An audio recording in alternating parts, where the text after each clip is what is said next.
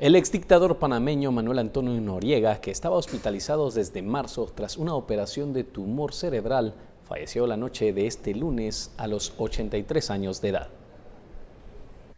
El ex hombre fuerte de Panamá estaba recluido en un hospital desde marzo tras operarse de un tumor cerebral. Para la intervención, Noriega había salido temporalmente en enero de la prisión, donde cumplía varias condenas por desapariciones y asesinatos.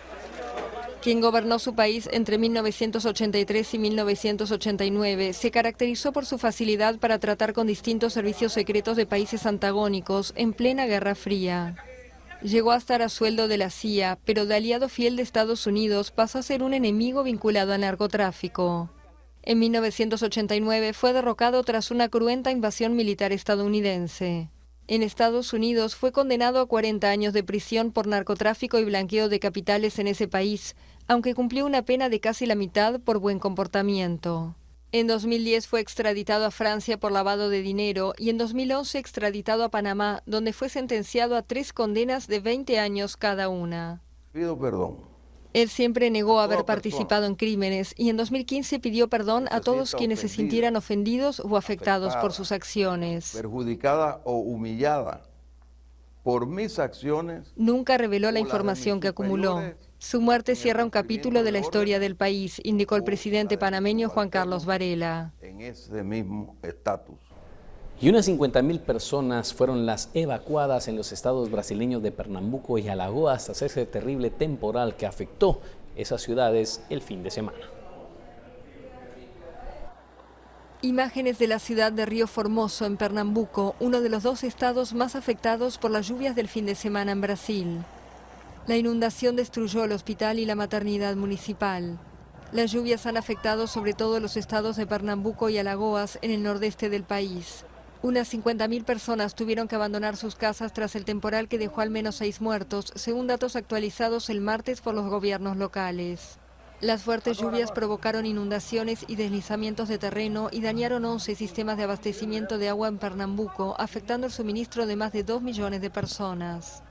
Las autoridades han declarado el estado de calamidad pública en 15 municipios de Pernambuco y en 27 ciudades de Alagoas. Y seguimos hablando de inundaciones, pero estas ocurrieron en Sri Lanka. Son las más graves en más de una década y han dejado 177 muertos, según informaron las autoridades. Las lluvias torrenciales provocaron desprendimientos de tierra en todo el país y obligaron a 500.000 de personas del sur y el oeste a abandonar sus casas. Quedamos atrapados con las fuertes lluvias, por eso se inundó y por eso nos quedamos atrapados aquí arriba. Al menos 109 personas siguen desaparecidas y otras 109 están hospitalizadas. Casi 2.000 viviendas fueron destruidas. Si llueve de nuevo, no sé qué pasará con nosotros. No podemos ir a ninguna parte, es un gran problema. Según el pronóstico, las lluvias continuarán el martes, lo que podría complicar las tareas de rescate. El ejército movilizó helicópteros y barcos para ayudar a los afectados y distribuir alimentos y productos de primera necesidad. Se trata de las inundaciones más graves en Sri Lanka desde mayo de 2003, cuando 250 personas murieron y 10.000 casas fueron destruidas.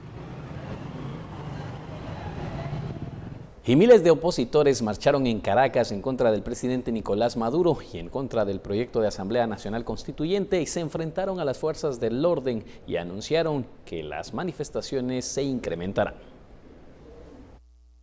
Antes intentaron llegar a la Defensoría del Pueblo en el centro de la capital, pero fueron bloqueados con bombas lacrimógenas, chorros de agua a presión y perdigones. El líder opositor Enrique Capriles denunció haber sido golpeado y robado por la Guardia Nacional.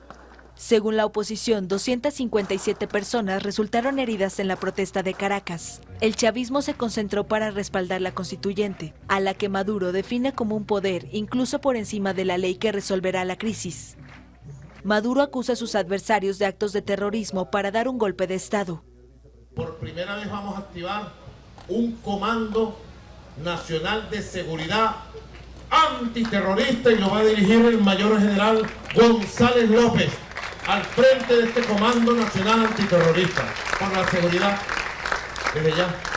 En la ciudad de San Cristóbal, en el estado de Táchira, los manifestantes quemaron 2 taxis y un autobús para bloquear vías. no les importó nada y lanzaron hacia las casas bombas lacrimógenas. Aunado a ellos, a esos funcionarios de la Guardia Nacional, también aparecieron colectivos armados, amedrentando a la gente para que no siguiera protestando. El gobierno y la oposición se culpan mutuamente de la violencia en las protestas que iniciaron el 1 de abril, que han dejado 60 muertos y más de 1 millar de heridos según la Fiscalía. Y casi 30 personas murieron y un centenar más resultaron heridas en 2 atentados ocurridos con pocas horas de diferencia en Bagdad. El primer ataque tuvo lugar cuando un kamikaze hizo explotar un coche bomba frente a una heladería en el barrio de Kerrada, en el centro de Bagdad. Al menos 16 personas murieron y 75 resultaron heridas. Pocas horas después, un carro bomba estacionado en el puente conocido como de los Mártires, en uno de los principales de esa capital, explotó. 11 personas murieron en ese incidente y decenas resultaron heridas. Los ataques se producen durante el mes del ayuno musulmán, conocido como el Ramadán, que lamentablemente suele estar empañado por atentados yihadistas, siempre en Irak. Regresamos a Centroamérica porque hondureños conmovidos velaban a los 4 aficionados que murieron el domingo en esa estampida humana que ocurrió cuando intentaban ingresar a la fuerza al Estadio Nacional para ver la final del torneo de fútbol, donde salió campeón el equipo Motagua. Me invitó a que fuéramos a comprar los boletos y pudiéramos asistir, pero yo le dije que era sin trascendencia porque ya estaba prácticamente dado, que no era mayor emoción, pero él siempre dijo que quería levantar su 15ª copa de su equipo querido. Las muertes se registraron minutos antes de que iniciara la final del fútbol hondureño, en el que el Motagua goleó 3-0 al Honduras Progreso. Las autoridades que investigaban la sobreventa informaron que lo más probable era una falsificación de boletos. El Motagua anunció que desestima completamente la posibilidad de una sobreventa de boletos, porque en la gradería donde se registró el incidente caben 27.600 aficionados y se vendieron 22.033 entradas.